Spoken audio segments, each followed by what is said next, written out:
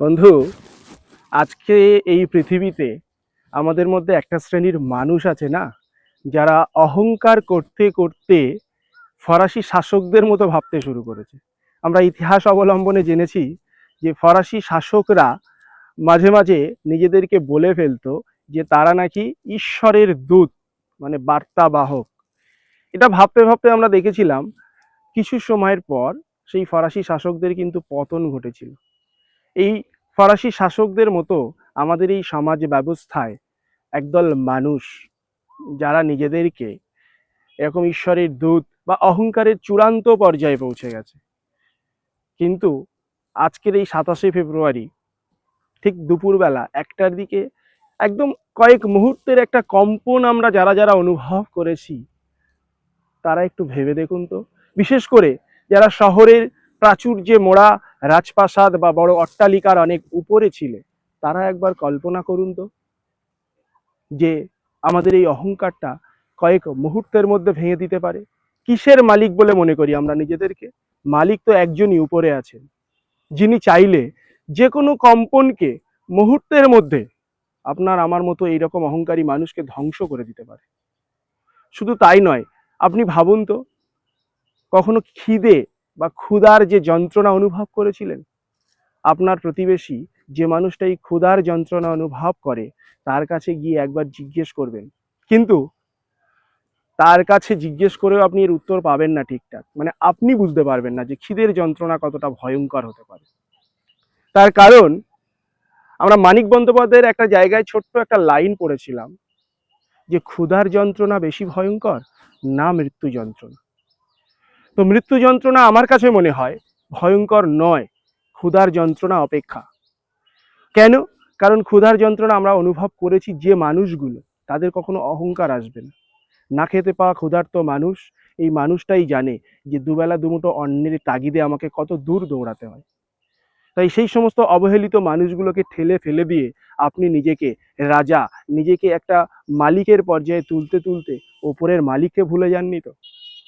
এই ওপরের মালিককে যদি আপনি ভুলে যেতে শুরু করেন না, হয়তো আপনি ভাববেন যে প্রত্যেকটা জিনিসের একটা রেভেন্স আছে, সেটা হয়তো আপনি এখন পাচ্ছেন না, কিন্তু কালের পরিহাস বলে একটা শব্দ আছে।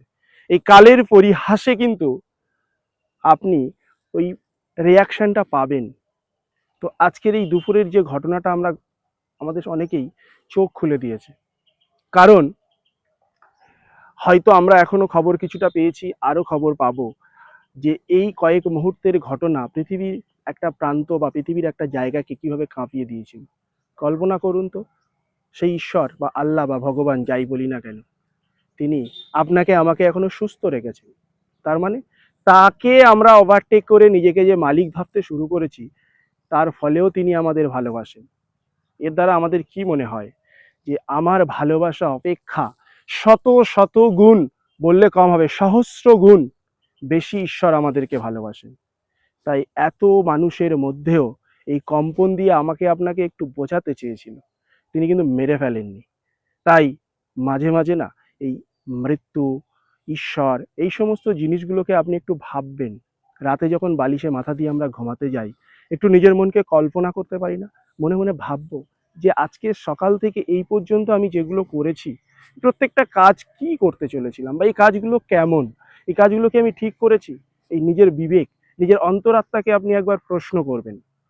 তাহলে এই প্রশ্নের উত্তরগুলো যদি আপনি পান, তখন দেখবেন পরের দিন থেকে একটু একটু করে পৃথিবীর খারাপ কাজ, মানে অহংকারের ক্লাইম্যাক্সে পৌঁছে গিয়ে আপনি যে খারাপ কাজের অন্তর্ভুক্ত হচ্ছিলেন না, নিজের বিবেক যখন নাড়া দেবে, আপনি এই খারাপ কাজগুলো থেকে দূরে থাকতে শুরু করবেন। তাই যে সমস্ত শ্রোতা বা দর্শকবৃন্দ আমাদেরকে দেখছেন বা আমার এই কথাগুলো শুনছেন, ছোট ভাই হিসাবে বা সন্তান তুল্য হিসাবে মনে করবেন, মাথায় রাখবেন ঈশ্বর বা ওপরওয়ালা বলে একজন আছে। তাই নিজের অহংকারের সর্বোচ্চ সীমা থেকে একটু একটু করে নামতে শুরু করুন। দেখবেন আরো একটা সুন্দর পৃথিবী, যেখানে আপনি দম বন্ধ হয়ে আসছেন না, একটা সুন্দরভাবে শ্বাস ছাড়তে পারছেন।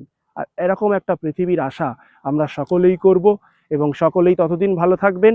আমি আবার পরবর্তী ভিডিও নিয়ে আপনাদের সামনে আসব। ততক্ষণ ধন্যবাদ এবং ভালো থাকবেন।